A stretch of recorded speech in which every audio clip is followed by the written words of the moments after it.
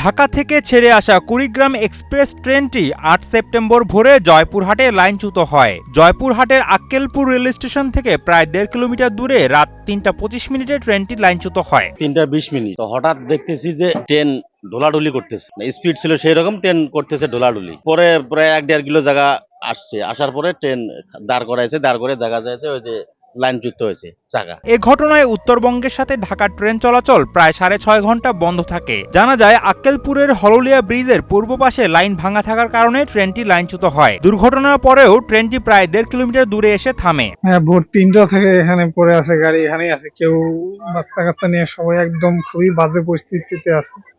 কেউ এই যে রাস্তায় যে ঘুমাচ্ছে, কেউ ট্রেনে বসে আছে, মানে যে যেখানে পারতেছে থাকতেছে, কারণ গাড়ির ইঞ্জিন অফ করে রাখছে, এখানে থাকা যাচ্ছে না।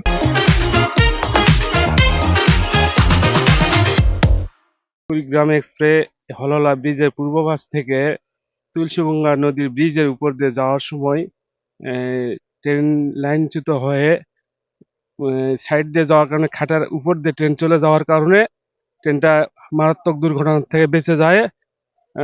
ভদ্রখালী যায় ট্রেন দাঁড়ায়। সকালে পার্বতীপুর থেকে আসা উদ্ধারকারী ট্রেন লাইনচ্যুত ট্রেনের কামরা উদ্ধার করে আক্কেলপুরে নিয়ে আসে। সকাল ৯টা ২৩ মিনিটের পর ট্রেন চলাচল স্বাভাবিক হয়। কুড়িগ্রাম এক্সপ্রেস লাইনচ্যুত হওয়ার পরে ট্রেনটি উদ্ধার কাজ শেষে আক্কেলপুর স্টেশনে ট্রেনটি এসে পৌঁছালো এবং সীমান্ত এক্সপ্রেস ট্রেনটি ৯টা ২৭ মিনিটে সান্তাহার স্টেশন ছেড়ে আসলো।